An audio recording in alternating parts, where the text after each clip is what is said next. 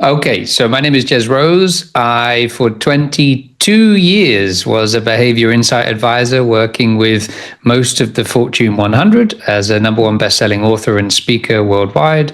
I've been a television presenter here in England, and recently I made the decision to move away into a new career. Wow. So inspiring. Please share a decision that truly changed your life.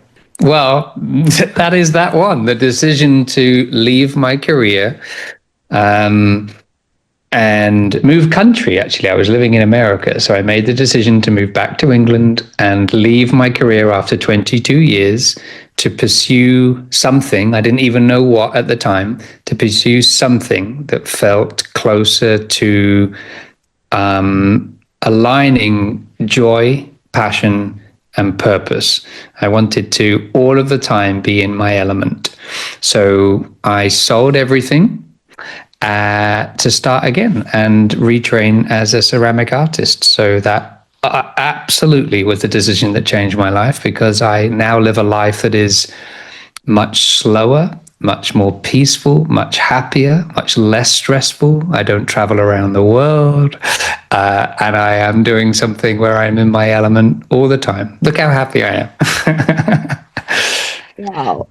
So, and what was going on before you made the choice? That's a very good question. I think a number of years of knowing deep down that something wasn't quite right, but I couldn't really put my finger on it. So I tried reinventing myself. I tried writing about different things. I tried speaking about different things, all the time keeping everything I knew the same. So we often live in a set of rules, in a set of habits that we get used to. And when something changes, we tend to change a little thing within the context of everything else staying the same. And then we wonder why it doesn't quite work. So just over a period of time, I realized that if I was to make a decision, it had to be not a little one, but a big one. And I had to have the courage and conviction and vulnerability to make a big decision. And it took a long time to get to that point. And then I spent almost 8 months really consciously thinking about making the decision before I made the decision.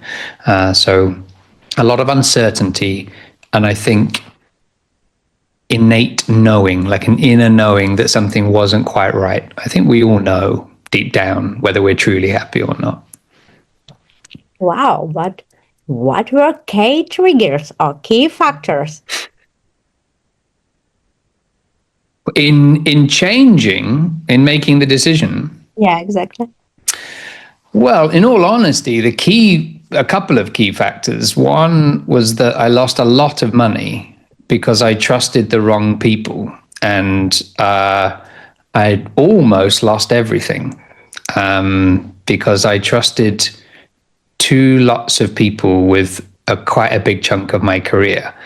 And of course, to them, it didn't matter whether it worked or not, because they got to carry on with their life and it doesn't matter. But to me, it made a big difference. So that was a key trigger. There was, a point where I realized I'd backed myself into a corner and there was really no way out. So it forced me to make a big change. And why I'm interested in talking about it now is because I think if we can encourage people to make that decision sooner, to not get to crisis point, to not get to a point where you've lost everything, or you feel terrible, or you feel at the very end of your wit's end. There's no need to get to that point. We can trust ourselves to make a decision sooner on. So that was a key factor. The second key factor was this inner knowing. I just couldn't stop ignoring it. I just knew there was something else I needed to be doing, but I wasn't sure what. And that's the difficult thing. If we don't know why we're doing something, or we don't have all the information available to us, it's very difficult to trust instinct, because we like facts and figures. Most human beings need all of the information to make a sensible decision.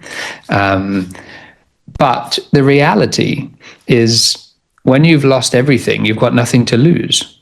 And it's one of life's wonderful lessons to learn exactly what matters and what doesn't. So I think those were the sort of key factors that led me to make the decision. Yeah. It's a lovely phrase, decision that changed my life. I'd never thought about it like that, but it's true. Thanks so much. And what advice do you give to our audience standing now at the crossroads of big life-changing decisions? Gosh, that's a very difficult question to answer because it's a huge responsibility. It's a very big question to ask someone. I think I would say a couple of things. I would say, don't listen to anyone, even your best friends. By all means, get their advice. By all means, talk to them. Get it out. Don't be all in your brain with it. Find people to speak to, but find different people to speak to. So if you always go to your friend Kevin, or you always go to your friend Shira, well, this time speak to someone else. Get someone else's different take on your problem. But when it comes to making the decision, lock yourself away and make it only for you. Because here, deep down inside, you really do know. And sometimes when there's uncertainty, we mistake uncertainty for not knowing. But uncertainty isn't not knowing. Uncertainty is not knowing which way to go. Those are different things. We have the information, we just don't necessarily know that we know. And so if you're right on that pivotal point of trying to make a decision, and it's a big decision, I think the big piece of advice I would give is, number one, it's not as big as you think it is. Believe me. The biggest decision is either life or death, and the second biggest decision is losing everything. And I've been a bit in both of those. So you can, and the second thing I was going to say, which I think is probably the most important takeaway, is everything can always be repaired. The only permanent thing is death. And we have one very precious life, and none of this time will ever get back. So you must do the thing that you really believe in. And if it doesn't work out, turn around and go back and try something else. That's a really deep point, really. Yeah, well, we're only here once. So you have to chase the dreams, realize the dreams. And if it doesn't work out, well, so what? You're only here once. I want to try as many things as possible while I'm alive. I want to go to as many places as possible. I want to make as many mistakes as possible. In the book, I talk about, our incredible potential. If you wrote down every country in the world, and then put a little mark next to all the ones that you'd visited, and then wrote down all the musical instruments that you could possibly play, and then wrote a little mark down next to the ones that you can play. And then maybe you also wrote down all the languages that are available in the world, and you wrote a little mark next to the ones that you speak. You would realize just how tiny the impact that you have made, and all the incredible potential that you've got. Why only play the trombone? Play 9 instruments. Pick up one if you don't like it. Well, you tried it. Move on. There's loads of people that never even heard of that instrument, let alone tried it.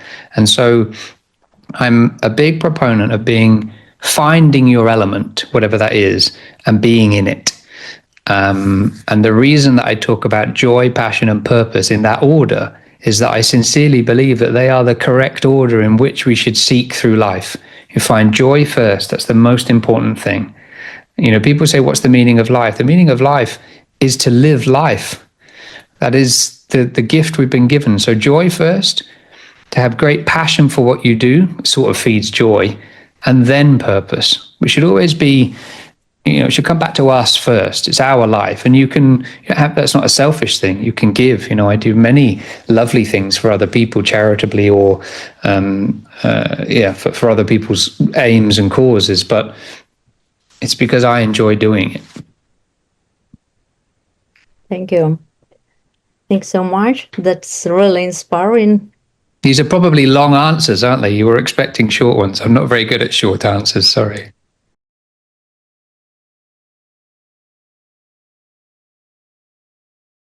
So let's start with our first vote for today.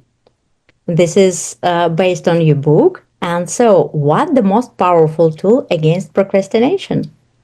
So, Gosh. Phase consequences or dopamine redirect. I'm going to say phase consequences. And why? Why? Because it's the quickest and most powerful way to see the alternative. So you can very quickly see, if you don't do it, what's going to happen. And sometimes that is motivation enough to say, actually, yeah, maybe I should get on with it. Dopamine redirect is a little more complicated and also a little more subtle. The stark contrast of facing the consequences, I think, is a more key motivator. And face consequences or plus 10% step. Again, the plus 10% principle is probably a little more long term. I think probably between the two, facing consequences is still more powerful. Yeah. Still face consequences or define your why. Between the two, that's difficult. There's not really a right answer for these. It will be different for everybody. But I would say defining your why. It's always a good place to start. And that's a very powerful long-term motivator. Am I going to find out I got it wrong? Reframe as challenge or define your why. Define a why. Reframing challenge is interesting, but it doesn't work for a lot of people. I think knowing why that's the thing that drives you. Yeah.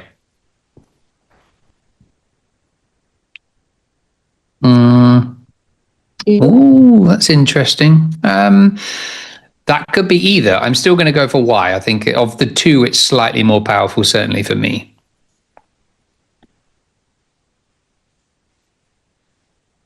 And our winner is defined by our why.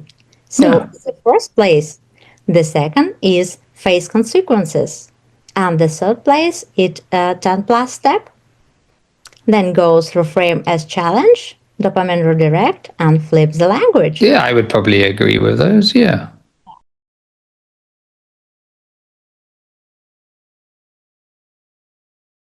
And the second one is about our audience and your growth hacks given in your book. Which growth hack would you steal first? Would I steal? Which of my own? I have to think about what they would steal. I think they would steal.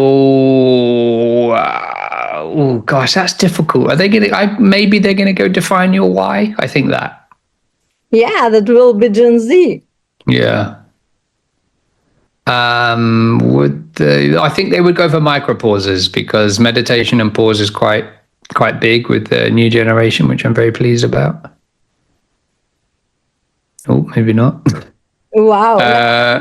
Young people voting on our platform because we are live platform. Yeah. Yeah. Maybe the plus 10% principle because it's a bit sort of sexy and it seems like there's a something to it. So micro pauses of the two might seem duller. I'm going to go from plus 10% principle. 71% agree. Plus or consequence thinking. Consequence thinking is too difficult. I think it's a lot of cerebral work. I don't think they're going to go for that. I think they'll go for plus 10% principle because they'll think it's something easier. It's going to do the work for them. Oh, only a bit more. Okay. Oh, there's more. A reframing challenges I'm going to go for on this one, just to see. This is quite fun. Oh, no, I lost. Second place, because the first place is define your why. Okay, great. The second is our reframing challenges. Okay. The third one is dopamine redirect. Good. Goes first. I can see what thinking fifth. And the last one is micro pauses. Okay.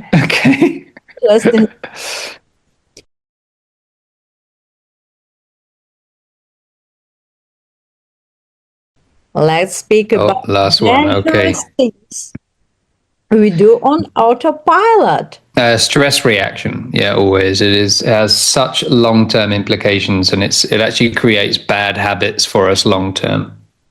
Stress reactions. We know then ignoring gratitude. 54% agree with us. Stress reacting or just consumerism, just buy. Well, that's interesting because long term, I would say chasing more has huge power in understanding the power of less. But I think they will go for stress reacting. But if it's my question, I'm going to say chasing more. That's more dangerous long term. I think our audience will strongly agree with you because stress is a great problem now. Comfort defaults. Still stress reaction of those two. Yeah. Now that's interesting because long-term scroll and compare is more dangerous. That's one I would choose, but they may go for stress reaction. Oh, great. Well done. The two. That's difficult. If it's specifically dangerous, scroll and compare. Yeah. Again, dangerous, scroll and compare. 100% state. That's a little more difficult because the language traps, they really do hold us back and limit us and belittle us, and that can entirely change the course of your journey and your life. But I think they will probably pick scroll and compare. It's a tough one, that. Let's stay with scroll and compare. Our winner, scroll and Great. compare. That makes sense. Yeah. Then stress reacting, not knowing your why, language traps, comfort defaults, chasing more, ignoring gratitude, and following the crowd goes last. Great. That was fun. Thanks for that.